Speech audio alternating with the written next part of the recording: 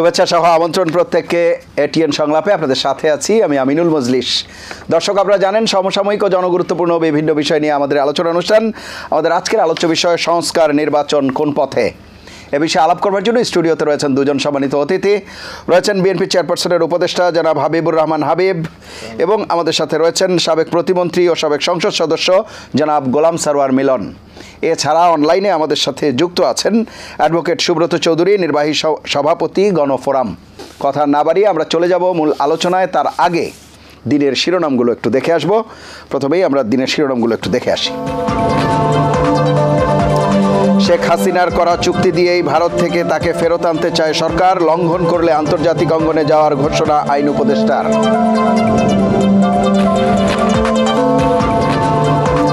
এখনই নয়, ন্যূনতম সংস্কার শেষে জাতীয় নির্বাচন চায় বিএনপি, বললেন মির্জা ফখরুল। দাবি আদায়ের নামে বিশৃঙ্খলা থেকে বিরত থাকার আহ্বান।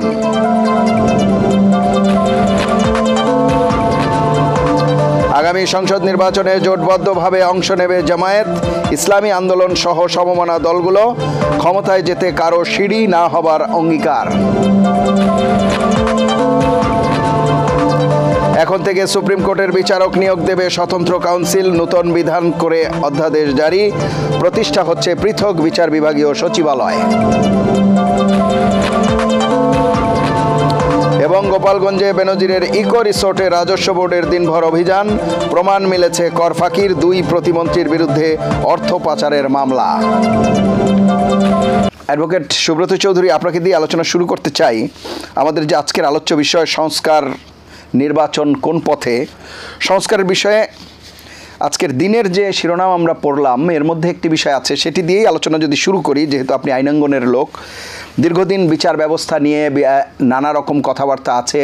বিচার বিভাগের দলীয়করণ, বিচার বিভাগে সঠিকভাবে জনপ্রত্যাশার প্রতিফলন না ঘটা, এইসব বিষয়গুলো দীর্ঘদিন থেকে আছে।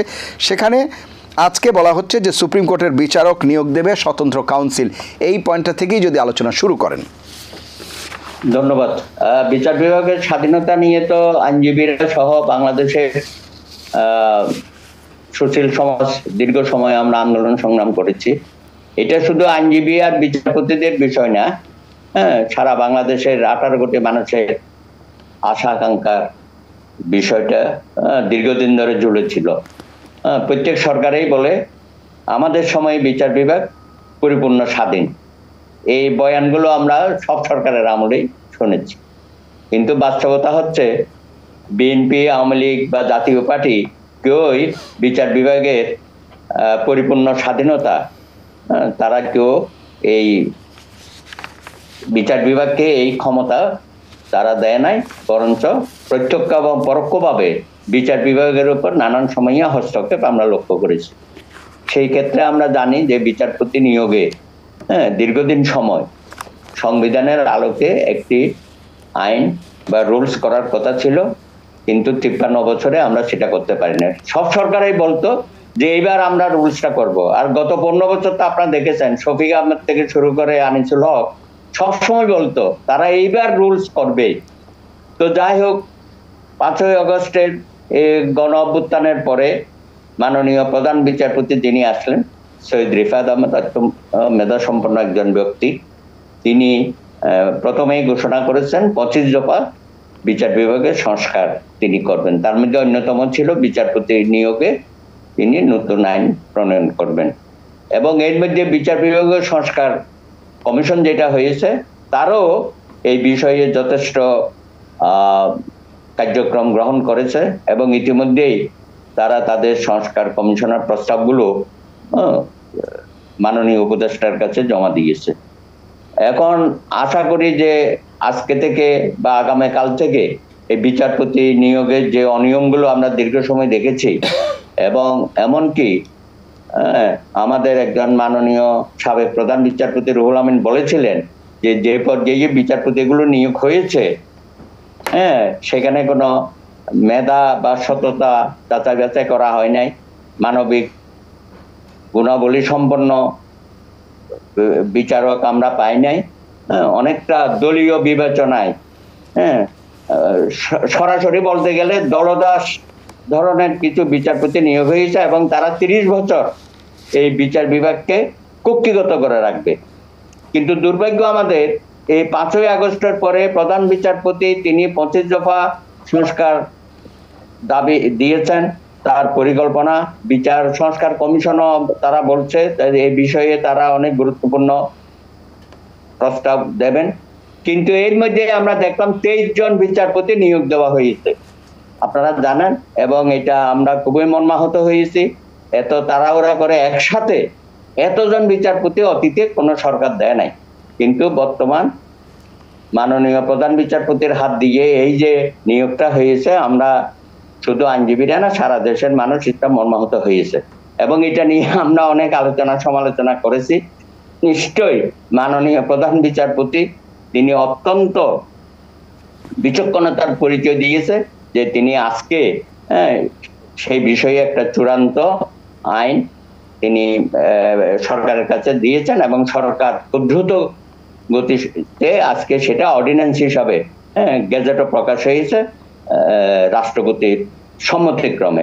সুতরাং আশা করব যে এই রুলসের মধ্য দিয়ে 53 বছরের আমাদের যে আকাঙ্ক্ষা এবং সাংবিধানিক যে নির্দেশনা ছিল সেটা একটা বাস্তবায়িত হলো মাননীয় প্রধান বিচারপতির হাত ধরে, এবং আগামী দিনে আমরা অত্যন্ত মেধাসম্পন্ন, সৎ, মানবিক গুণাবলী সম্পন্ন আইনজীবী এবং নিম্ন আদালত অর্থাৎ জাজশিপ থেকেও যে বিচারকদের আমরা নিয়োগ দেব, সেগুলো নিশ্চয়ই আগামী দিনে আমাদের বিচারালয়ে একটা গুরুত্বপূর্ণ ভূমিকা রাখবেন, এবং তারা কোনো দলীয় আজ্ঞাবহ বিচারক হবে না, এবং ন্যায় বিচার প্রতিষ্ঠায় আজকের আমি বলবো এটা ঐতিহাসিক পদক্ষেপ গ্রহণ করেছে, এবং এর ধারাবাহিকতায় আরো যেসব বিষয়ে আছে, যেমন তিনি বলেছেন যে সচিবালয়, পৃথক সচিবালয় খুব দ্রুত সময়ে বিচার বিভাগের সচিবালয়, যেটা এখন আইন মন্ত্রণালয়ের অধীনে আছে, সেখান থেকে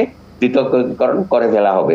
এর বাইরে আরো বাজেট ইত্যাদি আর্থিক এখতিয়ারের বিষয়েও নিশ্চয়ই তার সংস্কার প্রস্তাবনায় সেগুলো আসবে।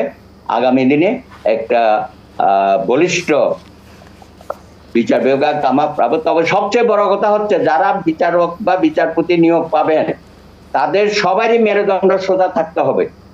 এখন মেরুদণ্ডহীন লোকজন যদি বিচারক নিয়োগ হয়ে যায়, তাহলে স্বাধীনতা দিয়েও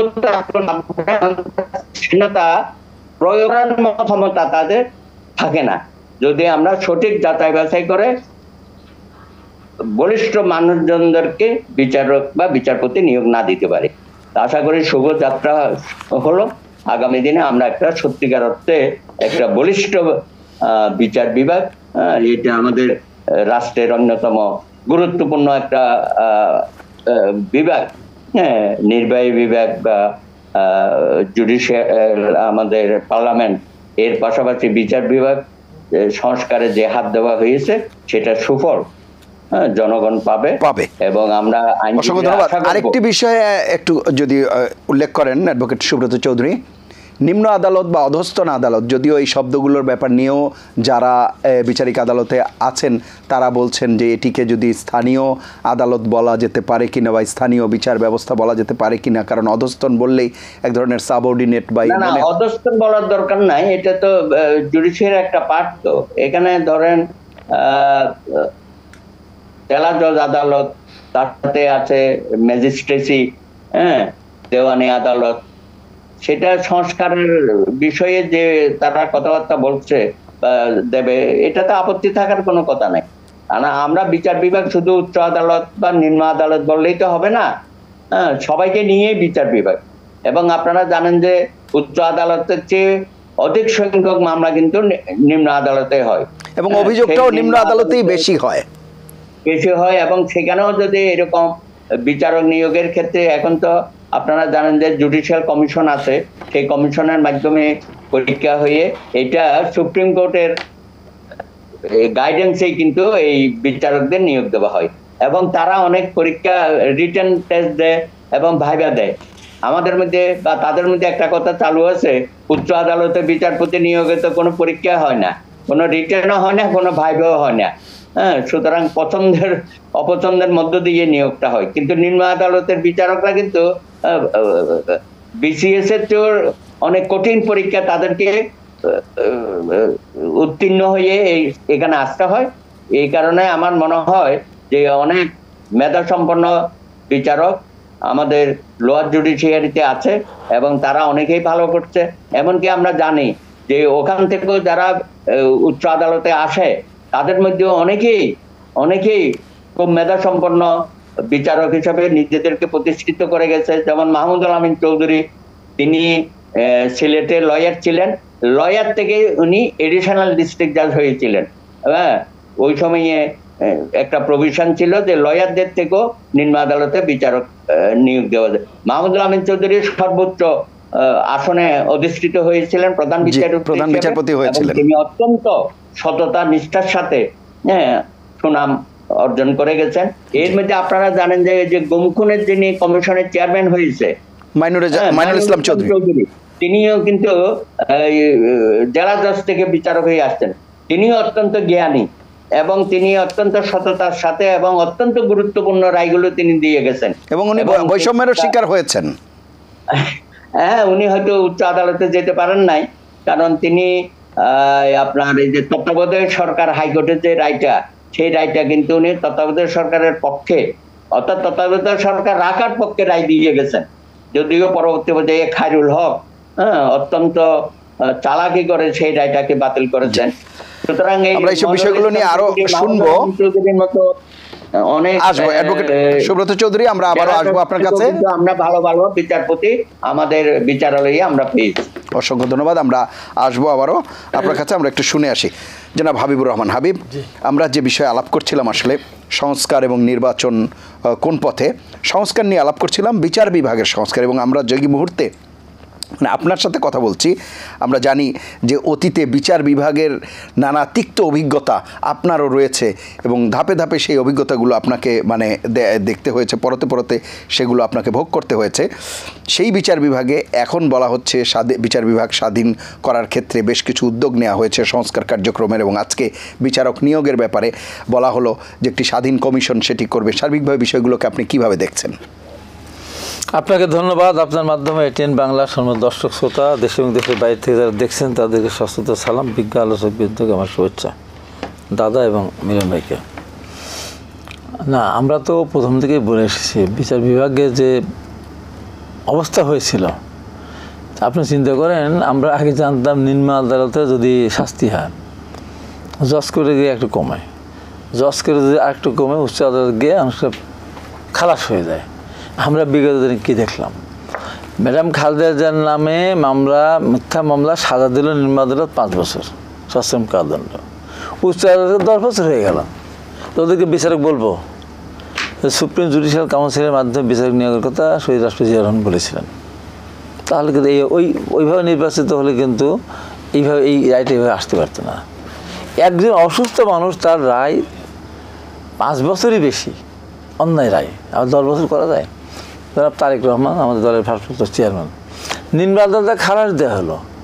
সে কি একটা সাপ্লিমেন্টারি কার্ড, ক্যাশ দিনার মামুনের একটা সেই মামলাতে সাজা দিল, নিম্ন আদালত খালাস দিয়ে দিল, উচ্চ আদালত 7 বছর জেল দিয়ে 20 কোটি টাকা জরিমানা করলো। তামাশা করছে তো। আর যেই বিচারক খালাস দিল, হ্যাঁ, সেই বিচারক দেশ ছাড়া হলো। আমাদের ওখানে একটা মামলা, সেখানে ট্রেনের হামলার মামলাকে 9 জনের ফাঁসি, এখন তারা জেলখানায় আছে। 9 জনের ফাঁসি, 25 জনের যাবজ্জীবন কারাদণ্ড এবং 13 জনের 10 বছরের জেল। চিন্তা করা যায় এই মামলায়, এতগুলি মামলা যেখানে 1 বছর সাজা হওয়ার কথা না, ঘটনা ছাড়া এরকম ঘটনা। তো এই সমস্ত বিচারকদেরকে আমরা বিচারক তো বলবো না। তো এখন যে একটা নিরপেক্ষ কাউন্সিলের মাধ্যমে যদি নির্বাচিত হয়, তাহলে আমার মনে হয় যে এই কাজগুলি তারা অন্তত করবে না। মানে নিজের উপর দলদাস, বিচারকেরও দলদাস না হলে এনাতে লেখে কি শপথবদ্ধ বিচারক, চিন্তা করেন।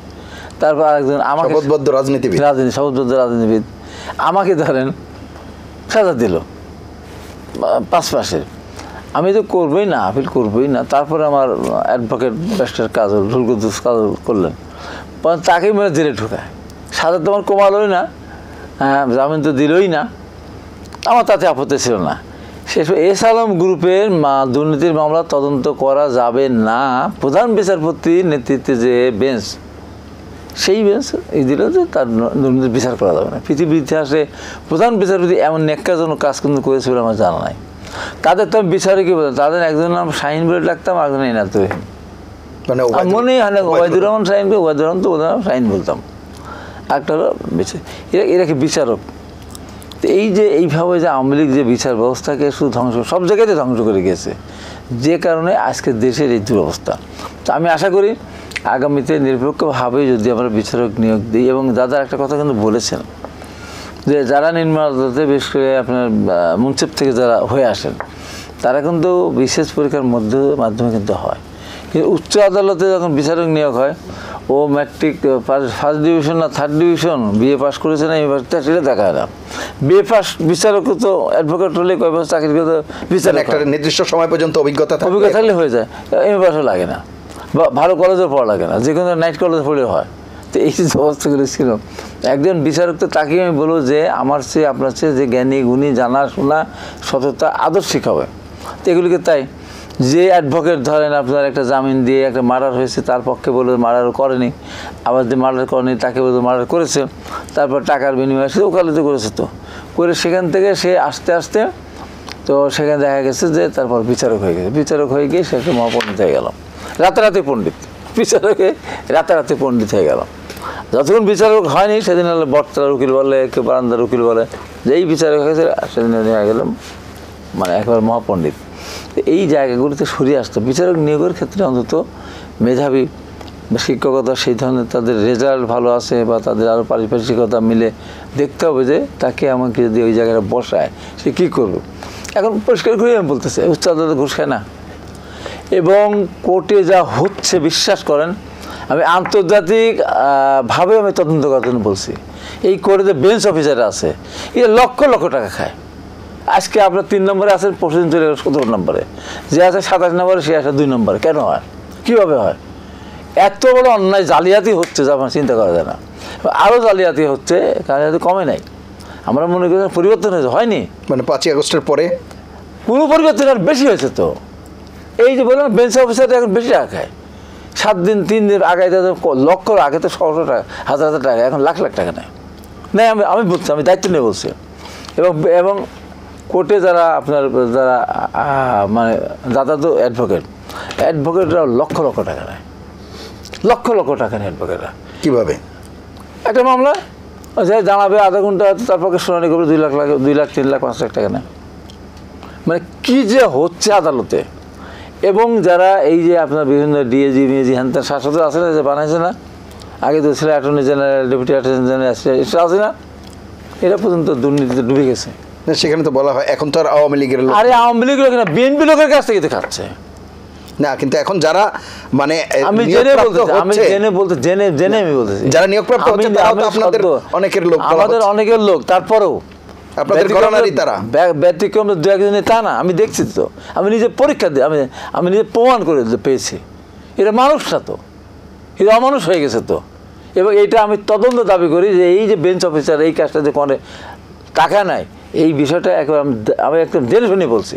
যদি তারা টাকা না নিয়ে থাকে আমাকে, আমি যেমন বলেছিলাম ওই সময় যে আমাকে এইটা জেলখানে নিয়ে যাওয়া হোক, আমি জেলখানে যদি প্রমাণ করতে পারে তারা টাকায় না।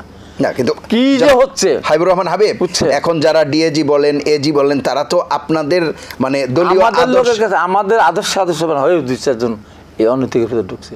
এখন তো পরিবর্তন তো হয়েছে, 5 তারিখের পর পরিবর্তন হয়েছে না, আরও বেশি ঘুষের প্রচলন হয়েছে। তারা মনে করছে তারা রাজা বাচ্চা হয়ে গেছে।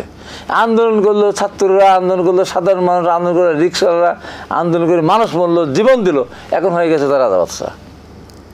যে ছেলে উকিল সে হয়ে গেছে ডিএজি, সে উকিল ছেলে হয়ে গেছে বিচারপতি হয়ে গেছে, তারা অনেক হয়ে গেছে। তো তারা তো এই যে অবস্থা, এখান থেকে তো পরিত্রাণ পেতে হলে অবশ্যই বিচার বিভাগ যদি সঠিক থাকে সেই দেশে কায়েম করে কেউ পার পায় না। এখন বিচার বিভাগে তো দুর্নীতিবাজ, বড় বড় জায়গা থেকে তারা দুর্নীতি করে, আপনি ম্যাজিস্ট্রেট করে জামিন দিয়ে দেয়।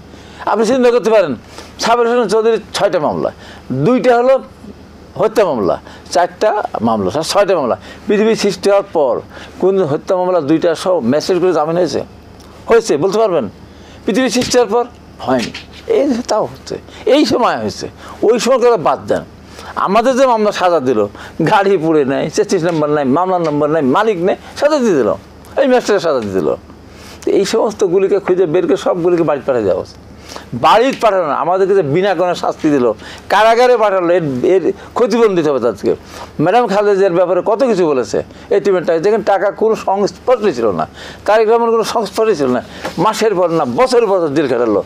এই জেল খাটার কারণে ম্যাডাম খালেদার মধ্যে একজন বয়স্ক ভদ্রমহিলা, এক নেত্রী কী কষ্ট করেছে, কী চরিত্র হরণ করছে, এদের বিচারে আমার আনা দরকার। এই যারা সাজা দিয়েছে আখতারুজ্জামান থেকে শুরু করে, আখতারুজ্জামানের বিরুদ্ধে বক্তব্য আমি জেলে গেলাম, ওদের সাজা দেওয়া উচিত। আমার ওকে রুস্তমানি না কি নাম ওই ভদ্রলোকে, ওকে না বলেছিলাম আমলিক ক্ষমতা থাকা, ওকে গর্তের ভিতরে এই মাথা পর্যন্ত পুঁতে রেখে বাচ্চা ছেলেদের ঢিল মারা দরকার।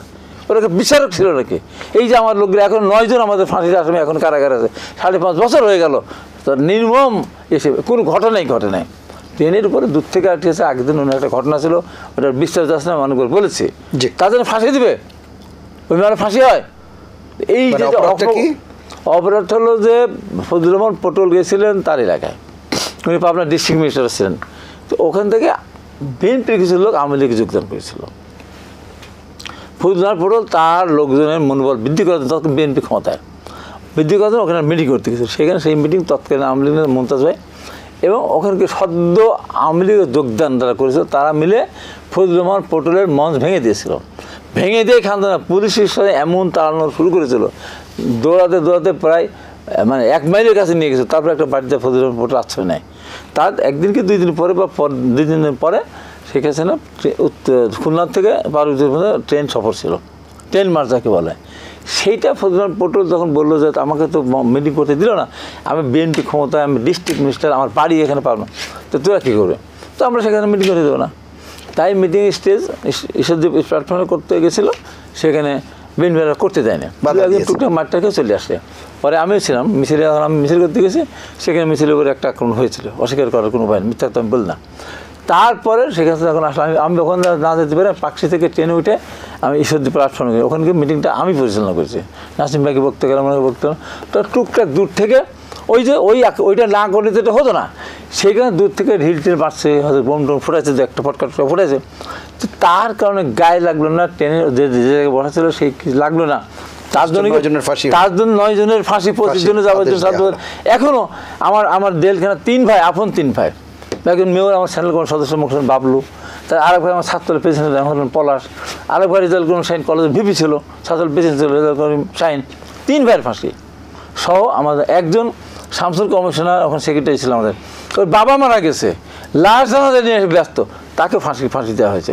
শ্যামল একজন, তাকে ফাঁসি দেওয়া হয়েছে।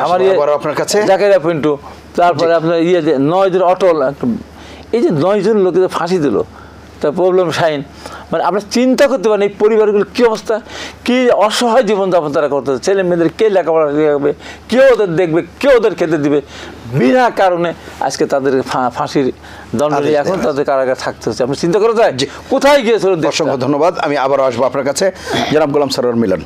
শুনছিলেন আপনি বিচার ব্যবস্থার কথা এবং যে সংস্কারের কথা আমরা বলছি, সেখানে আজকের যে বিষয়টি বললাম যে বিচারক নিয়োগের ক্ষেত্রে একটি স্বাধীন কমিশন থাকবে, সার্বিকভাবে বিষয়গুলোকে কিভাবে দেখেন?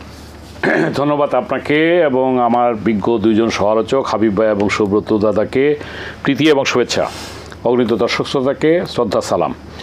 দেখেন, ওনারা যার যার অবস্থান থেকে যে বক্তব্য বলেছেন যথাযথ বলেছেন, এখানে দ্বিমতের তো কিছু নেই। হাবিব ভাইকে বিশেষ করে ধন্যবাদ দিতে চাই যে উনি বাস্তবতা, কিছু সত্য কথা তিনি উপস্থাপন করেছেন।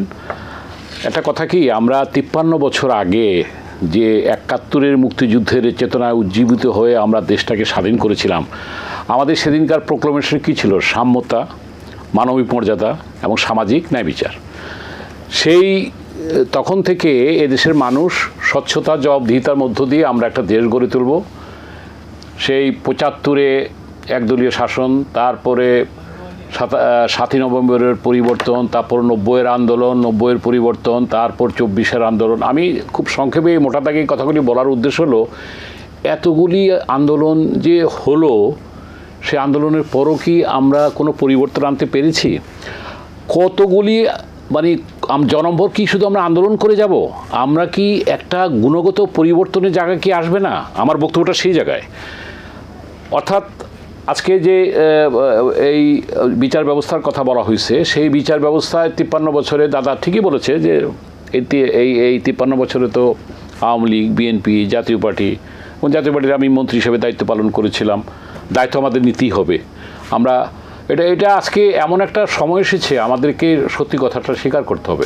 পাশাপাশি এটাও বলতে হবে যে এরশাদের সময় ধরেন তাকে স্বৈরাচার বিরোধী আন্দোলনে খ্যাত আমাদের হাবিব ভাই হিরো, সে তখন ছাত্র নেতৃত্ব দিয়েছে, অবশ্যই তাকে সেখানে তার অবস্থানকে সেখানে আমাদেরকে শ্রদ্ধা জানাতে হয়। কিন্তু এরশাদ সাহেবের মতো লোক কিন্তু হাসিনা 15 বছরে যা করেছে এরশাদ সাহেব তো সেটা করে নাই। সুতরাং ফ্যাসিবাদকে আমরা 15 বছরে দেখেছি। এরশাদ সাহেব বিচার ব্যবস্থাকে কিন্তু নিয়ে গেছিলেন উপজেলা পর্যায় পর্যন্ত। এরশাদ সাহেব কিন্তু এই বিচার ব্যবস্থাকে বিভাগীয় পর্যায়ে নিতে চেয়েছিলেন, পারেন নাই। আমি এখানে তাকে ডিফেন্ড করার জন্য আসেনি, আমি জাস্ট চিত্রটা বোঝানোর জন্য বলতেছি। আমি যেটা বলতে চাই যে আজকে নির্বাচন ব্যবস্থার সংস্কার শুরু হয়েছে, এটা অভিনন্দনযোগ্য, সাধুবাদযোগ্য, এবং বিচার নিয়োগ দেওয়ার জন্য যে স্বতন্ত্র কমিশন হবে সেটাকেও আমরা করতে চাই, আমরা কাজ দেখতে চাই। এবং পৃথক সচিবালয়ের কথা দাদা বলেছেন, সরকারের স্বাধীন নির্বাচন সংস্কারের কথার মধ্যে দিয়ে সেটা এসেছে। প্রধান বিচারপতির কাছে আমরা আস্থা আনতে চাই। আরেকটি কথা কি, এই ডক্টর ইউনূস সাহেবের অন্তর্বর্তীকালীন সরকার, আমি কিন্তু এদের ম্যান্ডেট বলতে সত্যিকারভাবে 24-এর গণ অভ্যুত্থান যেটা হয়েছে এটা আমাদের গ্রহণ করতে হবে। আমি সবসময় একটি কথা বলি, 71-এর মুক্তিযুদ্ধের চেতনা, তার ধারাবাহিকতায় 24-এর গণ অভ্যুত্থানের আকাঙ্ক্ষার সমন্বয়ে আমরা আগামীর বাংলাদেশের পথ চলাকে এগিয়ে নিতে চাই। এখন এটাকে নিতে গিয়ে কিন্তু এই সরকার আমরা বিগত 5 মাসে যেটা দেখেছি, যে দেখেন প্রবৃদ্ধি কিন্তু 4.1% কিন্তু নেমে আসছে। আমি অর্থনীতির অবস্থায় চলে আসছি, বিচার বিভাগের অর্থনীতির অবস্থা আছি।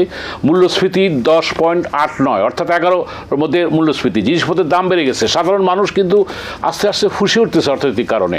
নিম্ন আয়ের লোকেরা কিন্তু তারা কিংবা সাধারণ মানুষ চায় দ্রব্যমূল্যের নিয়ন্ত্রণ, সিন্ডিকেট মুক্ত, এবং তারা চায় যে আইন শৃঙ্খলার জন্য থাকে। আজকে এটা সত্যি কথা। দেখেন এই আওয়ামী লীগের সময় যে চাঁদাবাজি হয়েছে, যেটা ন্যাক্কারজনক, সিন্ডিকেট ছিল অবশ্যই, কিন্তু মানুষ এখন কেন চাঁদাবাজি দেখবে?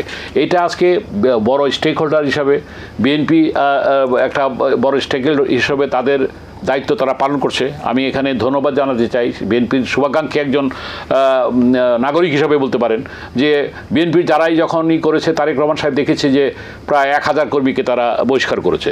কিন্তু আজকে হাবিব ভাই যেটা বললেন বিচারাঙ্গন, এই যে আপনার আসার সময় আপনার গাড়িতে আসছে, আপনার গাড়ি ড্রাইভার বলছে এই যে কোটি টাকা উঠে আপনার এই কারণ বাজারে, এবং বলতেছে যে আগের আওয়ামী লীগরা গেছে, এখন নতুন করে এই ছাত্রদের কথা বলে, বিএনপি সমর্থিত লোকের কথা বলে। এই জিনিসকে আজকে আমাদেরকে মানুষ কিন্তু একটা গুণগত পরিবর্তন দেখতে চায়। তাই আমি যেটা বলতে চাই যে এই অর্থনৈতিক সংস্কার, বিচার বিভাগের সংস্কার, এই সংস্কার করে আমরা একটা নির্বাচন আমরা চাই। আমি নির্বাচন প্রসঙ্গে আমি এটা শেষ করতে চাই, নির্বাচনের কথা বলবো না। অন্তর্বর্তী সরকার কিন্তু সব সমস্যার সমাধান করতে পারবে না, তারা কিছু শৃঙ্খলা ফিরিয়ে আনতে পারে, আমরা সেই শৃঙ্খলার কথাটাই বলতেছি। এবং সমস্যার সমাধানে একটা জরুরি করণীয় তারা নির্ধারণ করতে পারে, এবং গুরুদায়িত্ব ভবিষ্যৎ রাজনৈতিক সরকারের। সুতরাং কাঠামোগত পরিবর্তন তারা করতে হয়তো যেটা পারে অধ্যাদেশ বলে সেটা, কিন্তু বড় কিছু তারা করতে পারবে না, এবং সেটা আমরা আপনি পরবর্তী পর্যায়ে বলবো। সংস্কার কি কি প্রয়োজন সেসব বিষয়গুলো নিয়ে আমি আলাপ করব। অ্যাডভোকেট সুব্রত চৌধুরী, সংবিধান সংস্কার কমিশনের যেই রিপোর্টটি দেওয়া হয়েছে তাতে বেশ কিছু বিষয় এসেছে এবং এগুলো নিয়ে খুব আলোচনা হচ্ছে।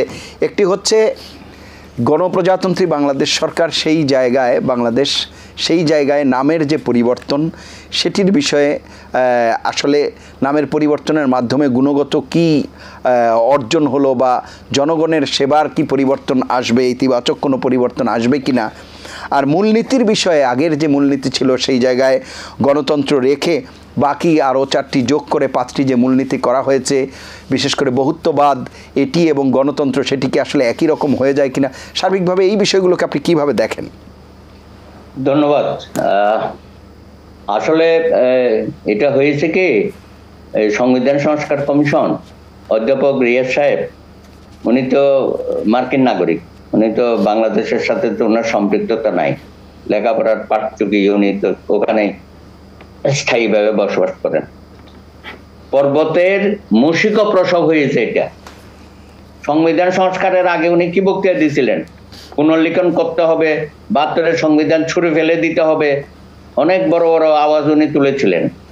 তা এখন তো দেখা যাচ্ছে সুর একটু নরম হয়েছে, এবং ওখানে যে সংস্কারগুলো দিয়েছে আমার তো মনে করি এগুলো আমাদের কাছে গ্রহণযোগ্য না। খামোখায় কতগুলো ভেজাল করতেছে। আরে সংবিধান সংস্কার করবে নেক্সট পার্লামেন্ট, অন্তর্বর্তীকালীন সরকার, আপনাদের মেয়াদ কতদিন? আর আপনাকে কে ম্যান্ডেট দিছে সংবিধানে হাত দেওয়ার জন্য? আপনি ইংরেজি কে এখন বাংলায় এক আরেকজন বলতেছেন, ইংরেজি বাংলা মিশিয়ে নতুন নাম দিচ্ছেন রাষ্ট্রের, এটা সম্ভব? এটা তো ওই যে আমার পুলিশ বাহিনীর পোশাক পরিবর্তনের মতো হয়েছে। এই যে 53 বছর ধরে একটি দেশের নাম আমরা বহন করে চলেছি দেশে বিদেশে, আমাদের আইডি কার্ড থেকে শুরু করে পাসপোর্ট থেকে শুরু করে সর্ব জায়গায় দলিল দস্তাবেজ এবং রাষ্ট্রীয় সমস্ত কিছু তথ্য ভান্ডার, এগুলো তো হাজার লক্ষ লক্ষ কোটি টাকা খরচ হয়ে যাবে নাম পরিবর্তনের জন্য। এই সুযোগ কি এই সরকারের আছে? তারপরে আপনি এসে বললেন 4 মূলনীতির মধ্যে গণতন্ত্র থাকবে, সমাজতন্ত্র, ধর্ম নিরপেক্ষতা থাকবে না। আর ভাই, আমাদের দেশটা তো মুক্তিযুদ্ধের বাংলাদেশ, 30 লক্ষ শহীদের বাংলাদেশ। এই 4 মূলনীতিতে আমরা রক্তের মধ্য দিয়ে আমরা প্রতিষ্ঠিত করেছি। আপনি আশা বলে দিলেই হলো, এটাও আমাদের কাছে গ্রহণযোগ্য না। আপনি রাষ্ট্রধর্ম সম্পর্কেও কিছু বললেন না, সেদিকে গেলেনই না। সুতরাং আপনারা অযথা কতগুলো আমাদের মধ্যে বিভাজন সৃষ্টি, কতগুলো স্যাটেল ইস্যুকে নিয়ে আপনারা এখন টানাপোড়েনে লেগে গেছেন। না, বহুত্ববাদ বলা হলে কি সে ধর্মনিরপেক্ষতা বা অন্যান্য জিনিসগুলো কভার করে কিনা? না, কভার করে না। বহুত্ববাদ কি আবার? উনি বহুত্ববাদের কথা কইয়া তো এখন আদিবাসীদের উপর হামলা শুরু হয়ে গেছে। আপনাদের চোখের সামনে হলো না মতিঝিলে? আপনি তো 24-এর গণ অভ্যুত্থানকে ধারণ করার কথা বলেছেন, গ্রাফিতি। তা আমাদের ছেলে মেয়েরা যে গ্রাফিতি, অসাধারণ গ্রাফিতিগুলো মুক্তিযুদ্ধকে ধারণ করেছে, ধর্ম নিরপেক্ষতাকে ধারণ করেছে, গণতন্ত্র, সমাজতন্ত্র সবকিছু ধারণ করে গ্রাফিতিগুলো হয়েছে। সেই গ্রাফিতির মধ্যে 5টা পাতা, হিন্দু, মুসলিম, বৌদ্ধ, খ্রিস্টান আর আদিবাসী, একটা পাতাও ছিঁড়া যাবে না। এই ছিল মেসেজ, এই গণ অভ্যুত্থানের মেসেজ। আপনি ইউনূস সাহেব সারা বিশ্বে এই গ্রাফিতি উপহার দিচ্ছেন সমস্ত রাষ্ট্রনায়কদের কাছে, প্রিন্ট করে নিয়ে যাচ্ছেন সব জায়গায়, এবারে হয়তো নিয়ে গেছেন। সেই গ্রাফিতি আপনি ছুড়ে ফেলে দিচ্ছেন। পাঠ্যপুস্তকে এই 5টা পাতা দেওয়া হয়েছে, আদিবাসী কেন দেওয়া হলো সেটার বিরুদ্ধে আপনি একটা গ্রুপকে রাস্তায় নামিয়ে, লাঠিয়াল বাহিনী বাংলাদেশের পতাকা লাঠিতে রেখে ওদের উপর মার দিল, পদদলিত করলো, তাদের বিরুদ্ধে রাষ্ট্রদ্রোহ মামলা হলো না। এগুলো তো বৈষম্য চলতেছে। আপনি বৈষম্যের যে আমাদের অর্জন, বৈষম্যহীন সমাজ ব্যবস্থা করে সেদিকে দৃষ্টি দেন। আমার কথা হচ্ছে, সংবিধানকে অর্ডিন্যান্স জারি করে পরিবর্তন করা যাবে না। এটা দয়া করে আপনি প্রস্তাব দিয়েছেন ভালো, এটা রেখে দেন। এটা নিয়ে বেশি আলোচনা করলে আমাদের মধ্যে এগুলো নিয়েই আমরা তালগোল পাকিয়ে ফেলবো। আমাদের মূল এখন প্রয়োজন নির্বাচনের দিকে পথে হেঁটে যাওয়া, যত দ্রুত সম্ভব। যত দেরি করবেন তত তালগোল পাকাবেন। সংস্কার কমিশনের রিপোর্টে যেটা আবার সময় বাড়িয়ে দিয়েছেন 15 ফেব্রুয়ারি পর্যন্ত, তারপরে আলোচনায় যাবেন। এই যে একটা দীর্ঘসূত্রতা শুরু করেছেন সংবিধানকে, আপনি আমাদের উচ্চ আদালতে 75 সংশোধনী চ্যালেঞ্জ হয়েছিল, তাই না? তো সেখানে কয়টা ওনারা পরিবর্তন করেছে? 7-এর ক এবং খ, যেটা বলা হয়েছিল যে এই সমস্ত আর্টিকেল পরিবর্তন করে রাষ্ট্রদ্রোহিতা অভিযোগ হবে এবং তাদের বিরুদ্ধে মৃত্যুদণ্ড হবে। সেই 2টা তো বাদে দিয়েছে উচ্চ আদালতের রায়ে, কদিন আগে রায়টা হয়েছে। তারপরে গণভোট বাতিল করে দিয়েছিলেন 75 সংশোধনীতে শেখ হাসিনা, সেটা এই রায়ের মাধ্যমে হয়েছে। হ্যাঁ, আরেকটা হচ্ছে আপনার তত্ত্বাবধায়ক সরকার, সেটা তো খায়রুল হকের রায়ের বিরুদ্ধে রিভিউ অ্যাকসেপ্ট হয়ে গেছে, সেটার ফাইনাল শুনানি শুরু হয়ে গেছে। ফেব্রুয়ারি মাসের 9 তারিখে চূড়ান্ত শুনানি হয়ে যাবে। তা আমরা তো হাইকোর্টের রায়ের মাধ্যমেই তো সংবিধান সংস্কার অনেক কিছুই আমরা পেয়ে যাচ্ছি। আপনি কেন নতুন নতুন উপাদান এখানে দিচ্ছেন, যেটা বৈষম্য বিরোধী আন্দোলনের কোনো এজেন্ডা ছিল না, তাদের কর্মসূচিতেও ছিল না? আপনারা নতুন করে এগুলো জাতির সামনে উপস্থাপন করছেন, জাতিকে আবার বিভাজনের মধ্যে নিয়ে যাচ্ছেন, যেটা শেখ হাসিনা 15 বছর আমাদেরকে বিভাজিত সমাজে পরিণত করেছিল। আমরা একটা ঐক্যবদ্ধ সমাজ, একই পরিবারে আমরা থাকতে চাই, যেটা ইউনূস সাহেব বারবার বলতেছেন, হিন্দু, মুসলিম, বৌদ্ধ, খ্রিস্টান আদিবাসী সকলেই মিলে আমরা একসাথে থাকবো, একই পরিবেশ। সুতরাং এইখানে আবার আপনারা কতগুলো কূটতর্ক শুরু করে দিয়েছেন এবং কিছু কিছু গোষ্ঠী আছে তারা এগুলো নিয়ে খুব মজা পাচ্ছে এবং তারা তাদের সুরে কথা বলতেছে। এবং আমি বলবো, যারা মুক্তিযুদ্ধকে মেনে নিতে পারে নাই, যারা বাংলাদেশের স্বাধীনতাকে মেনে নিতে পারে নাই, তারা 30 লক্ষ শহীদের রক্তকে তারা নস্যাৎ করে দেওয়ার চেষ্টা করতেছে। এটা কখনো সম্ভব না। আমরা যখন 52 করেছি, আমরা 62 করেছি, 69-এর মহান গণ অভ্যুত্থান, 71-এর মহান মুক্তিযুদ্ধ, 90-এর গণ অভ্যুত্থান, সর্বশেষ 24-এর গণ অভ্যুত্থান, আমরা সবকিছু ধারণ করে আমরা একটা গণতান্ত্রিক এবং মানবিক বাংলাদেশ আমরা গড়ে তুলতে চাই। আপনি জানেন যে আমাদের বিএনপি সহ আমরা যারা যুগপৎ আন্দোলনে আছি, 31 দফার মধ্যে সুন্দরভাবে এগুলো ব্যাখ্যা করা হয়েছে। আপনি 31 দফার মধ্যে অনেক সংস্কার পেয়ে যাবেন এবং সংবিধান সংস্কার নিয়ে যে ইস্যুগুলো আজকে আলোচনা হচ্ছে সেগুলো 31 দফার মধ্যেই আছে।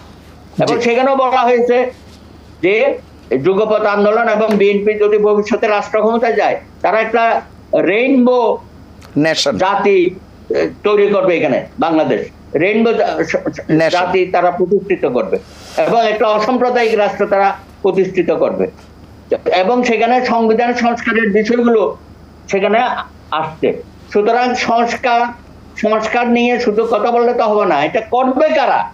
আপনারা এখন বলতেছেন যে কি কনস্টিটিউয়েন্ট অ্যাসেম্বলির অর্থাৎ গণপরিষদ নির্বাচন, এই যে আরেকটা ইস্যু তৈরি করে না, দ্বিকক্ষ বিশিষ্ট ইয়ের কথা বলা হচ্ছে। 31 দফার মধ্যেই আছে, সেটা তো ভবিষ্যতে যারা সরকার গঠন করবে তারা করবে। এখনই আপনি বলছেন দ্বিকক্ষ বিশিষ্ট আনুপাতিক হারে নির্বাচন, এগুলো নতুন নতুন কারা করবে? এটা করার কি অধিকার আছে আপনাদের? সংবিধান আমি মনে করি সংবিধানে হাত দেওয়ার কোনো অধিকার এই অন্তর্বর্তীকালীন সরকারের নাই। অর্ডিন্যান্স জারি করে সংবিধান পরিবর্তন করা যায় না, এটা অন্যায় হবে যদি এটা করা হয়। আমি আসবো আবার আপনার কাছে। মূল জায়গা থেকে আমাদেরকে বিচ্যুতি ঘটানোর চেষ্টা করা হচ্ছে, এটা গভীর ষড়যন্ত্র আমি বলবো। জি, আসবো আবার আপনার কাছে। জনাব হাবিবুর রহমান হাবিব, এই যে সংস্কার এবং বলা হচ্ছে নির্বাচন, সেই জায়গায় আপনাদের মহাসচিব আজকেও বলেছে যে ন্যূনতম সংস্কার আসলে কি, কোন বিষয়গুলোকে একেবারে ন্যূনতম সংস্কার হিসেবে উল্লেখ করা যায়? বা নির্বাচনের কথা যেখানে বলা হচ্ছে, সংস্কার যদি একেবারে পুরোপুরি নাও হয়, সেটি দিয়েই আবার যদি নির্বাচন হয় সেখানেও তো বিপত্তি থাকে, কি মনে করেন আপনি? আচ্ছা, দাদা যে বললেন, দাদার সাথে আমি আর যোগ করতে চাই যে প্রথম যে এটা যে আপনার কি বললো, এই যে সংস্কার কমিশন, এখানে তো মহাভেজাল বাঁধাইছে। বাবা, আপনার কি দরকার পড়লো? গণপ্রজাতন্ত্রের কাছে কি কি রাখা হলো? গণপ্রজাতন্ত্রে। আরে বাবা, এটা বলতে তো মুখ মানে দাঁত ভেঙে যায়। জনগণতন্ত্র প্রজাতন্ত্রী নাকি, যাই হোক একটা। এই যে দাদা যে বললো কত টাকা খরচ হয় বলুন তো? এটা বাংলাদেশকে কি আবার আরেকটা বাংলাদেশ হলো নাকি? ওই যে আগে না, ওই যে নিউ মুক্তা, একটা ছিল মুক্তা ট্রান্সপোর্ট, তার সাথে নিউ মুক্তা লাগালো। তো নিউ মুক্তা আলাদা, মুক্তা আলাদা। তো এখন কেউ ভেবে বসে যে আরেকটা পৃথিবীতে আরেকটা দেশে আবির্ভাব হয়েছে, তার নাম হলো জনগণপ্রজাতন্ত্র। এই যে খামখেয়ালিপনা, ওনার তো নিম্নতম এতটুকু অবদান নাই এই আন্দোলনে। ওই আমেরিকা পড়াশোনা পণ্ডিত ভাষা এতগুলি ভেজাল বাঁধার দরকার কি? এই যে ভেজাল বাঁধালো 505 সদস্য বিশিষ্ট সংসদ, সে এই ভেজাল কোথাও আছে পৃথিবীতে? আপনার 300 জন নির্বাচিত হবে জনগণের ভোট দ্বারা, আর উচ্চকক্ষে 100 জন নির্বাচিত হবে আনুপাতিক হারে। কি একটা মুশকিলের ব্যাপার। যে বাংলাদেশে যারা নিম্ন দ্বিকক্ষের কথা তো আপনারাও বলেছেন, আমরা দ্বিকক্ষ এই ব্যাখ্যা দেয়নি তো, যে নিম্ন এই 300 আসন নির্বাচিত হবে আপনার জনগণের ভোটে, আর ওইটা হবে আনুপাতিক হারে। তাহলে কী হবে? এই এখানে যারা সংঘর্ষ, ওখানে যারা সংঘর্ষিত হবে। তো এই যে ভেজাল বাঁধাচ্ছে, মানে এর কোনো রকমের খামখেয়ালির একটা শেষ তো আছে। এখন দেখেন, আমরা এখানে যে কথাগুলো বলতে চাচ্ছি যে দেশটা চলছে একটা আপনার সবাই মিলে আন্দোলন সরকার, পৃথিবীর কোথাও কোনোদিন হয়নি যে সবাই মিলে আন্দোলন করে আমরা একটা শ্রেণীর হাতে সরকার গঠন করার সুযোগ দিলাম। সেই শ্রেণী করলো কি, সারা বাংলাদেশের সব এলাকা বাদ দিয়ে শুধু 2টা জায়গা কুমিল্লার চিটাগাং দিয়েই আমরা সরকার গঠন করে ফেললো। তারপর এনজিও টেনজিও এগুলো দিয়ে যাদের সাথে তাদের কোনো সম্পৃক্ততা নেই, আন্দোলনের সাথে তাদের সম্পৃক্ততা নেই করে এই সমস্ত বক্তব্য এসে বলা তারা শুরু করেছে। এখন অবস্থাটা হচ্ছে কি, আওয়ামী লীগের আমরা দেখতাম ভোটের কথা বললে বলতো কি আগে উন্নয়ন, বেশি বেশি উন্নয়ন, অল্প অল্প গণতন্ত্র, এটা বলতো না, বললে এই কথা বলতো, ভোট কথা বললে এই কথা বলতো। এখন আমার বলা শুরু করেছে আমরা ভোট চাই বলে আমার রাজাকার এসে খারাপ গালি হয়ে গেছে। এটা রাজাকারকে যেমন 71 সাল গালি দিতে রাজাকার, তুই রাজাকার, এখন আমরা ভোট চাইলে বলে যে এরা হলো খারাপ মানুষ, এরা আওয়ামী লীগের দালাল, এই নানান কাহিনী সব বানাচ্ছে। আমি পরিষ্কার করে বলতে 71 সালে যারা বাংলাদেশের স্বাধীনতাকে মানেনি, যারা 71 সালকে গন্ডগোলের বছর বলে, তারাও আজকে অনেক বড় বড় কথা বলতেছে, হ্যাঁ, দেশকে সবক দিচ্ছে। এই সমস্ত বাদ দিতে হবে। তো 90-এর আন্দোলনকে ভুলে গেছে, 90 কোনো আন্দোলনই হয়নি, 71-এর স্বাধীনতা যুদ্ধই হয়নি। স্বাধীনতা যুদ্ধ 71 হয়ে তো সংবিধান, সে সংবিধান ছুঁড়ে ফেলে দেয়। আরে বাবা, ছুঁড়িয়ে ফেলে দেয় সে সময়, এমনি এমনি সংবিধান আসছে, যুদ্ধ করতে হয়েছে, রক্ত দিতে হয়েছে। তো এই যে সমস্ত কর্মকাণ্ডগুলো করে যে জায়গায় নিয়ে যাচ্ছে, তো এখন আমার কথা হলো যে আমার এই বিগত যে সরকারটা ছিল, আমি কথা বলতে গিয়ে আমি ভুলে গিয়েছিলাম, জি, এই যে অন্যায়ভাবে সাজা যে এখনও কি তাই আমরা খাটবো? এখন আমার সাজা কিন্তু এখনও খারিজ হয়নি। আমাকে তো প্রথম সাজা দিল বিগত সরকার, আমি তো এত বড় নেতা না, সেই সাজা কিন্তু এখনও খারিজ হয়নি। আগামী 30 তারিখ মনে হয় এই যে এখন আমাকে আবার করে যেতে হবে। এর ভিতরে যদি আসিফ নজরুল সাহেব আজকে কথা বলেছেন, ওটার ভিতরে যদি পড়ে যাচ্ছে ভালো কথা। এখন দেখেন অন্যায় কত প্রকার। আমাদের আখতারুজ্জামান নামে একজন মুগ্ধ ছিলেন, উনি জেলখানে থাকা অবস্থায় ওনার যাবজ্জীবন কারাদণ্ড বউ মারা গেছে। কাজী লাজু নামে একজন, তার মা মারা গেছে। আব্দুল হাকিম টেনু জেলখানার ভিতরে মারা গেছে। আবুল কালাম আজাদ চেয়ারম্যান পাকশিনের অন্ধ, 2 চোখে দেখে না, জামিন পর্যন্ত দেয়নি, জেলখানার ভিতরে মারা গিয়েছে। এইসব অত্যাচার নির্যাতনের পরেও আমাদের নেতা জনাব তারেক রহমানের নির্দেশের কারণে আওয়ামী লীগের সাধারণ সম্পাদক বলেছে 1 রাত্রে 5 লক্ষ লোক মারা যাবে, রক্তের গঙ্গা বয়ে যাবে। একটা লোক মারা যায়নি ওই রাত্রিবেলা, এত কিছু হওয়ার পরেও। আর আমাদেরকে বলছে চাঁদাবাজ, আমাদেরকে বলেছে লুটেরা, এসব কথা বলে। চাঁদাবাজ কাকে বলে? চাঁদাবাজ। কিছু হচ্ছে না, দু একটা কিছু হচ্ছে না তো আমি বলতেছি না, গড় হিসাবে। আমরা বাস স্ট্যান্ড যেটা ছিল, আমি আগেও বলেছি, গাবতলী বাস স্ট্যান্ড ছিল, মহাখালী বাস স্ট্যান্ড ছিল, যাত্রাবাড়ি এই বাস স্ট্যান্ডগুলো ছিল, এটা পরিচালনা করছে হয়তো বিএনপি ক্ষমতা, বিএনপি সহ অন্য সাধারণ মানুষকে করেছে। আওয়ামী লীগ আসার পরে এটা পিটিয়ে বের করে দিচ্ছে, ধারে কাছে আসতে দেয়নি। হাট বাজারগুলি আমরা ডেকে নিয়েছিলাম সরকারকে নির্দিষ্ট টাকা দিয়ে, যেটা ডাক হয় যেটা বলে আর কি, ডেকে নিয়েছিলাম।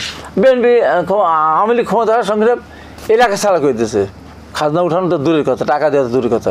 এই যে অবস্থা, সেই জায়গাগুলিতে কেউ না কেউ তো দেখবে, কেউ দেখবে না। হ্যাঁ, কিছু জায়গা আছে আপনার ধরেন যে ফুটপাতে যে চাঁদাবাজিটা হয়, আগেও হয়েছে, এখন কিছু কিছু লোক সেগুলি করা হচ্ছে। আপনি ফুটপাতে ব্যবসা বন্ধ করে দেন পারলে, হ্যাঁ, সেটা করলে পরে সাধারণ গরিব মানুষ দাবি করতে হয়, সেটা একটা প্রশ্ন আছে। এই চাঁদাবাজি শুধু দিয়ে করে, শুধু বিএনপিরা করে, এই চাঁদাবাজির সাথে পুলিশ প্রশাসন যুক্ত আছে নাই? আছে তো। আমার কথা হলো সত্যকে সত্য করে বলতে হবে। প্রতিনিয়ত যে জায়গাটা নৈতিক অবক্ষয় করে দিয়ে গেছে, এই জায়গার থেকে আপনাকে বেরিয়ে আসতে হলে আবার ব্যাপক পরিবর্তন দরকার। আজকে ধরেন যারা প্রশ্নরা উঠছে, আজকে যারা নির্বাচন দূরে নিতে চাচ্ছে, বহু দূরে নিতে চাচ্ছে, কারণ কি যে তারা একটু শক্তি স্বাবলম্বী হবে। এই দলটা যখন গঠন হবে, সেই দলটাকে পরিচালনা করতে গেলে যে বিরাট একটা ব্যয় আসবে, সেটা কই থেকে আসবে? কে দিবে? দলীয় সদস্য। 21 বছর বয়সে আজকে পার্লামেন্ট সদস্য হতে চাবে, আবার কেউ বোধ 70 বছরের ভোটার হয়ে যাবে, 18 বছর পার্লামেন্ট সদস্য হবে, মন্ত্রী হবো। তো এই যে ছেলে খেলার দেশে পরিণত করতে যাচ্ছে, তারা তো আমাদের সন্তান, কিন্তু তাদের এটাকে কোন জায়গায় নিয়ে যাচ্ছে? আজকে ইন্টারমিডিয়েট ছেলে গিয়ে ডিসির সাথে বসে আমার এটা করে দিতে হবে। আরে লেখাপড়া করো কখন? এসপি সাহেবকে বলতে এটা করতে হবে। তো এই যে আন্দোলন আমরা তো 90 সালে করেছিলাম, আমরা তো নির্দিষ্ট কজ নিয়ে আন্দোলন করেছিলাম। এরশাদকে উৎখাত করবো, এরশাদ বিএনপি রাষ্ট্রক্ষমতা ছিল, সেই সংসদ ভেঙে দিয়ে জোর করে ক্ষমতা দল করছে, ওই ক্ষমতাকে নামাবো। এই জন্য আমরা মাঝে মধ্যে আসে শিক্ষা কমিশন আন্দোলন আসে, তার বিরোধিতা করেছি। মূলত কথা হলো আমাদের গণতন্ত্র, এরশাদকে আমরা উৎখাত করবো, সেটা। এবার আন্দোলন কি সেগুলি ছিল? আন্দোলন ছিল কোটা সংস্কার যদি ওই সময় করে দিয়ে 10% রেখে, আর কোটা আবার ফিরে নিয়ে আসা দরকার না। কোটা ফিরে নিয়ে আসলো আওয়ামী লীগের যখন এই নেতাদের নামে আজিজ মাজিজ বেঞ্জি টেঞ্জি নামে দুর্নীতি যখন বেরো দিল, তখন সরকার ভয় পেয়ে গেল আমাদের তো বের হবে, আমাদের বের জন্য হতে না পারে, সেখানে কোটা আবার ফিরে নিয়ে আসলো। কোটা ফিরে নিয়ে আসে কোন দরকার ছিল? পাগলা কুত্তা না কামড়ালে এই কাজটা করতো, পাপের কারণে এটা ফিরে আসে, আর ওই ফিরে আসার কারণেই আন্দোলনটা হলো। এখানে কিন্তু রাষ্ট্র সংস্কারের কথা ছিল, এখানে কি এর মেয়াদ 5 বছরের কাছে 4 বছর ছিল ছিল এখানে কি ছিল দ্বিকক্ষ বিশিষ্ট পার্লামেন্টের উচ্চ কক্ষ মানবাধিকার এগুলো ছিল না, কিন্তু তারা তো বলছে তারা নির্বাচনও ছিল না, তাদের এজেন্ডা নির্বাচনের জন্য আন্দোলন হয়েছে, সরকার পরিবর্তনের জন্য আন্দোলন হয়েছে। যখন 6 জনকে ধরে নিয়ে গেল হারুনের ওখানে নিয়ে গেল ডিবিতে, নিজে যে অসম্মানজনক আচরণ করলো, তাদেরকে একটা হোটেলে ভাত খাওয়া, যেটা পত্রিকা টেলিভিশন দেখানো হলো, অসম্মান করা হলো, তারপর তাদের কাছ থেকে জোর করে সিগনেচার নিল। আমার ওই দিন দেখেন আমার বক্তব্য আছে ফেসবুকে, ইতিহাসে এখন রেকর্ডিং ছিল, ওটা দেখবেন। আমি বলেছি, এই তোমরা এটা কী করলাম? আরে আমার তো 90 সালে মিলন ভাইরা আমাকে অফার করেছে, মন্ত্রিত্ব দেবো, টাকা দেবো, পয়সা দেবো, নাহলে বুলেট আছে, বুলেটটা পছন্দ হচ্ছে, ওটা আমি খাবো। আমি এইভাবেই বললাম যে তোমাদের ধরে নিয়ে গেলো সবার সামনে থেকে, জাতি দেখলো তোমরা রিভিউ অফিসে আসো, তোমাদের হাত কেটে দিল, তোমাদের আঙ্গুল কেটে দিল, কেন তোমরা সিগনেচার করলা? সে না বলো, আমরা সিগনেচার করি নাই। এই যে শত শত মানুষ শহীদ হলো, বাচ্চারা জীবন দিল, তোমরা সিগনেচার করলে কেন? তারা বলে দিল তাদের যে আমরা আন্দোলনের সাথে নাই, এই ধ্বংসযজ্ঞের সাথে নাই, জ্বালাপোড়ার সাথে আমরা নাই, আন্দোলন থেকে আমরা এখন আপাতত সরে থাকতে চাই। পরবর্তী বাইরে যারা ছিল তারা বলে না, আমরা সাথে একমত না, এবং আইনজীবীরা মাহবুদ্দিন খোকনের নেতৃত্বে আইনজীবী রাস্তায় নেমেছিল।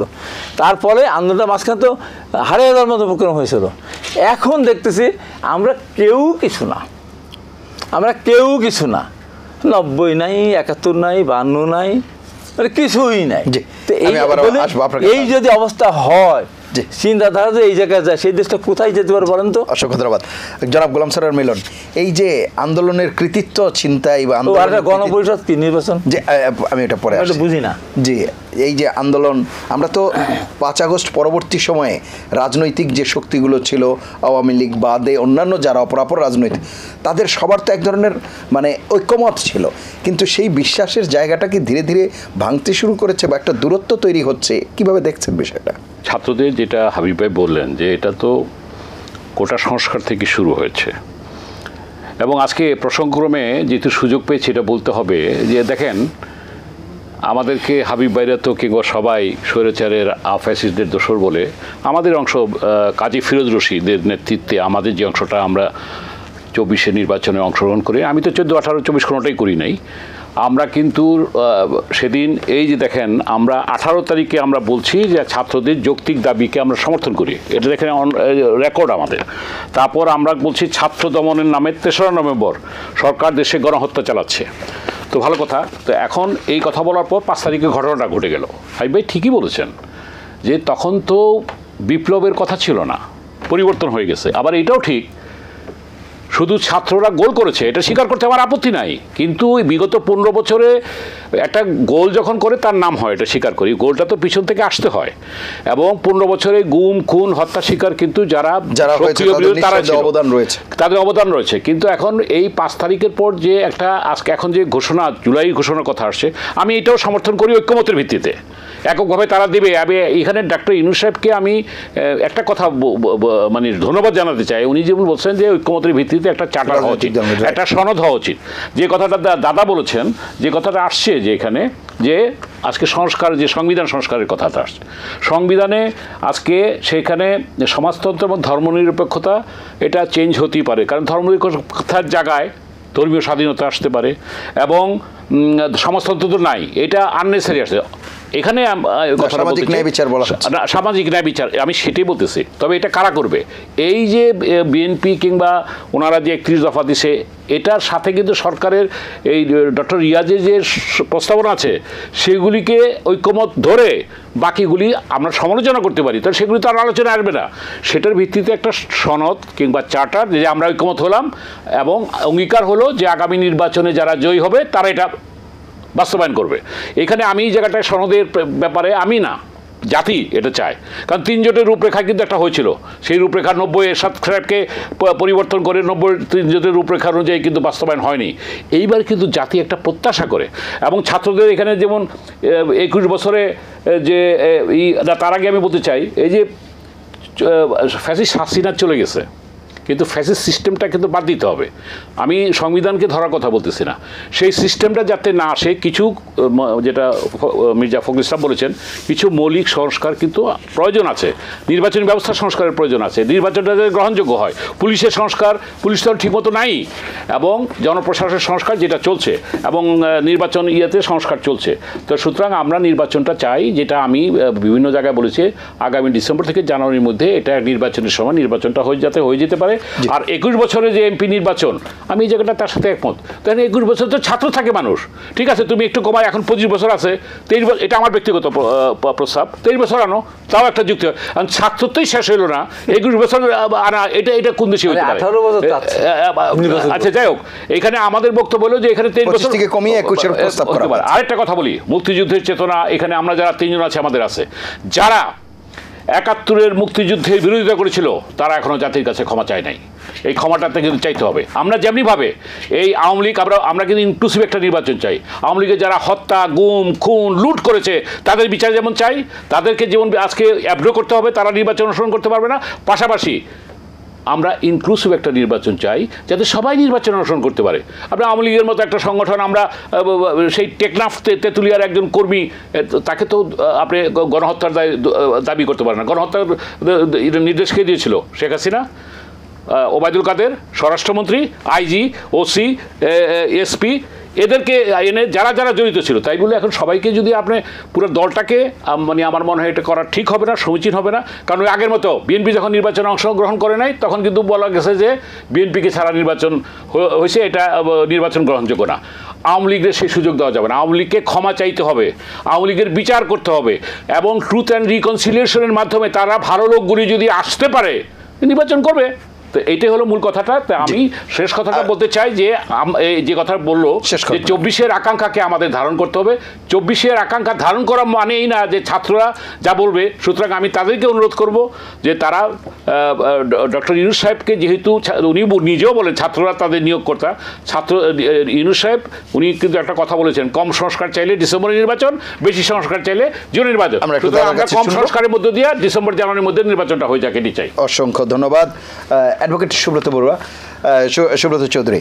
যে বিষয়টি বলছিলাম যে সংস্কারের কথা বলা হচ্ছে, নির্বাচনের কথা বলা হচ্ছে, এখন ন্যূনতম সংস্কার বলি আর সংস্কার না করে এক্সিস্টিং অবস্থায় যদি নির্বাচন করা হয়, সেক্ষেত্রে আগের যে সিস্টেম সেগুলোই যদি থেকে যায়, বিশেষ করে যারা ইলেকশন কন্ডাক্ট করবে তাদের ভেতর, তাদের মন মানসিকতায় যদি আগের সেই অবস্থা থেকে যায়, তাহলে করে আমরা যে অবাধ সুষ্ঠু নির্বাচন করার কথা বলছি, সেটি কি আসলে সম্ভব হবে? না, সেইসব সংস্কারের জন্য তো আমরাও রাজি আছি। আমরা তো তাদেরকে সহযোগিতা করতে চাই। তারা যে রাজনৈতিক দলগুলোর সাথে এজেন্ডা নিয়ে কোনো আলোচনা করেছে? আপনি আইন শৃঙ্খলা বাহিনী, পুলিশ বাহিনীর সংস্কার দরকার। আপনি পোশাক পরিবর্তন করছেন, তাদের মেধা মননে কি আছে সেখানে পরিবর্তন করতে হবে না? সেটা তো বড় ব্যাপার। তারপরে প্রশাসনের মধ্যে এখন অস্থিরতা চলতেছে, সেগুলো সংস্কার করেন, বিচার বিভাগের সংস্কার করেন। আপনি সংবিধান সংস্কার করতে গিয়ে পুরো জিনিসটা তালগোল পাকিয়ে ফেলতেছেন। আরো যে কমিশনগুলো হয়েছে, গণমাধ্যম কমিশন, নারীর ক্ষমতায়ন কমিশন, সেগুলোর দিক নির্দেশনা দেন। সেগুলো সংস্কার আপনি খুব কম সময় নিয়ে করতে পারবেন, সেটার জন্য লম্বা সময়ের কোনো দরকার নাই।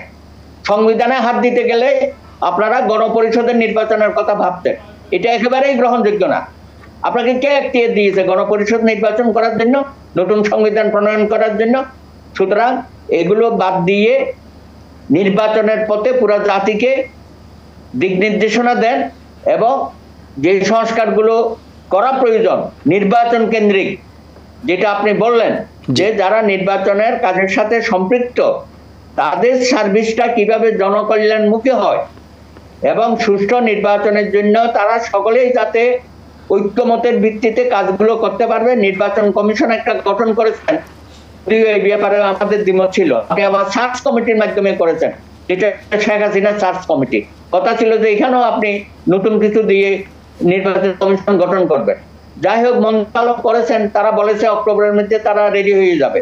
ইতিমধ্যে ভোটার তালিকা, ডিলিমিটেশন এবং নতুন নির্বাচন, যারা রাজনৈতিক দল করবে তাদের নিবন্ধন অক্টোবরের মধ্যে তারা করতে পারে। তারা মাঠে ময়দানে এখন ছুটে বেড়াচ্ছে। আপনি ডিসেম্বরের মধ্যে নির্বাচনটা দিয়ে দেন। আপনি যতই দেরি করবেন, আনুষঙ্গিক যে সমস্যাগুলো আছে দেশে, সেগুলো আরো জটিল থেকে জটিলতর। আর্থিক খাতে আপনি অনিয়মগুলো এখনো সামলাতে পারেন নাই। আপনি জিডিপির কথা আসছে দেখেন, এটা নিম্নমুখী হয়ে গেছে। আপনি মূল্যস্ফীতি দেখেন 2 অঙ্ক পার হয়ে ঊর্ধ্বমুখী হয়ে গেছে। 11 তারপরে আপনি এই যে যাদেরকে উপদেষ্টাদের দায়িত্ব দিয়েছেন, অনেক উপদেষ্টা কিন্তু তাদের কাজ সাকসেসফুলি করতে পারছেন না, এখানে অনেক ঘাটতি আছে। এর মধ্যে আবার এক একজনের হাতে 2-3টা করে আপনি মন্ত্রণালয়ের দায়িত্ব দিয়েছেন, সেটাও সম্ভব হচ্ছে না। সুতরাং সামনে যে আলোচনা হবে রাজনৈতিক দলগুলোর সাথে, আমার মনে হয় সংস্কারের বিষয় থেকেও বড় দায়িত্ব হবে আপনাদের। যে প্রবলেমগুলো দেশে বিরাজমান সেগুলো সমাধানের জন্য আমরা আপনাকে কিভাবে সাহায্য, কারণ আপনার তো কোনো রাজনৈতিক শক্তি নেই, আপনি পুরোপুরি নির্ভর করছে আমলাদের উপর, পুলিশ ভাইদের উপর। এবং যেটা আমলারও এখন বয়ান তৈরি করেছে, ওই আওয়ামী লীগের সময় যেমন বলতো আমরাই তো আওয়ামী লীগকে ক্ষমতায় এনেছি, সুতরাং আমরাই এখন মা বাপ। এখনকার প্রশাসন এইসব কথা বলা শুরু করেছে। বিভিন্ন জেলা থেকে আমরা নানা রকম বক্তব্য আমরা পাচ্ছি। পুলিশ প্রশাসকরা এই ডিসি মহোদয়রা এইসব কথা নাকি বলা শুরু করেছে যে এই সরকারকে তো আমরা চালাচ্ছি। সুতরাং আমরা যেভাবে চাইবো সেভাবে রাষ্ট্র পরিচালিত হবে। কারণ রাজনৈতিক শক্তি যদি আপনার সাথে সম্পৃক্ত না হয়, তাহলে আপনি নির্বাচন পর্যন্ত আপনি অগ্রসর হতে পারবেন কিনা। অসংখ্য ধন্যবাদ। আমাদের শেষ করতে হবে। জি, সফলতা অবশ্যই দরকার হবে। হাবিবুর রহমান হাবিব, 1 মিনিট সময় পাবো হয়তো। আমি দাদা অসংখ্য ধন্যবাদ। বলতে চাই একটা সুন্দর গ্রহণযোগ্য নিরপেক্ষ নির্বাচন বাংলাদেশের মাটিতে আমরা করেছি। এবং 1 মিনিটে বলতে চাই, গণপরিষদ নির্বাচন আমি বুঝি না। সর্বপ্রথম জাতীয় সংসদ নির্বাচন হতে হবে, পরিষ্কার কথা। দ্বিতীয়ত কথা যে নির্বাচন সরকার যতক্ষণ না আসবে ততক্ষণ বিদেশি ইনভেস্টমেন্ট আসবে না। ডক্টর ইউনূস সারা বিশ্বে পরিস্থিতি তার আছে, সমাদৃত, সে ইনভেস্টমেন্ট কিন্তু হচ্ছে না, কারণ তারা বিশ্বাস করতে পারছে না। আর আওয়ামী লীগের নির্বাচনে আসার ক্ষেত্রে আমি বলবো যে আওয়ামী লীগ তো না, আওয়ামী লীগ বিগত এই যে বিশেষ করে 9 সালের পর থেকে ওটাকে আওয়ামী লীগ আমি বলি না। ছাত্রলীগ হিসেবে আমি বলেছিলাম ওটা ছাত্রলীগ শিক্ষা প্রগতি শিক্ষা শান্তি প্রগতি সংগঠন, ওটা না। আওয়ামী লীগ না। আওয়ামী লীগের ধরেন গণতন্ত্র, বাঙালি জাতীয়তাবাদ, ধর্মনিরপেক্ষতা সমস্ত ছিল, ওরা কোনোটাই মানে নেই। আওয়ামী লীগের দলই তো না। সেই দল নির্বাচন করবে আর সে বাংলাদেশের মানুষ দেখবে, এটা তো হতে পারে না। কারণ তারা যে অপরাধ করে, তারা একটা ফ্যাসিস্ট খুনি, এদের মানুষ হত্যাকারী। তাই আমি আজকে বলবো এই আওয়ামী লীগকে নিয়ে কেউ পুলকিত হচ্ছেন। আওয়ামী লীগের অনেক লোক জয়েন করতেছে কোনো দলে, এটা বাস্তব। জয়েন করতেছে, তাদেরকে আশ্বস্ত করা হচ্ছে কে তোমাদের কি বলে, কে দেখবে, এরকম অনেকে আশ্বস্ত করতেছে। আপনাদের দলে অনেকে পদ পাচ্ছে, নেতা হয়ে যাচ্ছে তারা। আপনাদেরও তৃণমূলে অনেকে পদ পাচ্ছে না, আমাদের তৃণমূলে আমাদের দলের পক্ষ থেকে বলা আছে যারা আওয়ামী লীগের মাস্তানি করে যারা বিএনপিতে আসবে তারা তো বিএনপি করতে পারবেই না, যে নেওয়ার বিষয়ে যতবার নিতেই হোক না তাকেও বিএনপি করে দেওয়া হবে না। তাই আমাদের তো সমস্যা নাই। আমাদের শহীদ রাষ্ট্র জিয়া রহমানের প্রতি মানুষের অগাধ বিশ্বাস, বেগম খালেদা জিয়ার প্রতি শ্রদ্ধা, যে মানুষ কেমন দেখেছে, উনি বিদেশ গেলেন দেখেছেন। আমাদের নেতা তারেক রহমানের দীর্ঘদিন যাবত যেভাবে দেশটা পরিচালনা করতেছে, অনেকেই বলা শুরু করেছেন তারেক রহমান বিএনপি শুধু নেতা না, বাংলাদেশের আগামী দিনে একটা আধুনিক কৃষি নির্ভরশীল এবং আধুনিক শিল্প নির্ভরশীল দেশ গড়ে তোলার জন্য তারেক রহমান আগামী দিনে আমাদের ভবিষ্যৎ, এইভাবে তুলনা করতেছে। এবং তার কথাবার্তা চালচলের মধ্যে, অতএব আওয়ামী লীগের মাস্তান সন্ত্রাসী নিয়ে বিএনপির দল ভারী করার কোনো প্রয়োজন নাই। 2024 সালে যা নির্বাচন হতো, আমি জোর করেই বলবো 2024 সালে নির্বাচন বিএনপি এককভাবে 250 থেকে 60টা আসন পেত। আমাদের নতুন করে লোক নিয়ে আমাদের জনপ্রিয়তা বাড়ানোর দরকার নেই, বিএনপিকে শক্তিশালী করার কোনো প্রয়োজন নেই। যে লোক আছে দেশের মানুষ আস্থা নিয়ে আগামী দিনে নির্বাচন হলে ইনশাআল্লাহ দেশের মানুষ বিএনপিকে ভোট দেবে। অসংখ্য ধন্যবাদ আপনাদের 3 জন করেছেন অংশ নেওয়ার জন্য। প্রিয় দর্শক, এই ছিল আজকের এটিএন সংলাপ। পরবর্তী অনুষ্ঠান দেখার আমন্ত্রণ জানিয়ে বিদায় নিচ্ছি। সবাই ভালো থাকবেন, সুস্থ থাকবেন। আশা করি এটিএন বাংলার সঙ্গেই থাকবেন। আল্লাহ হাফেজ।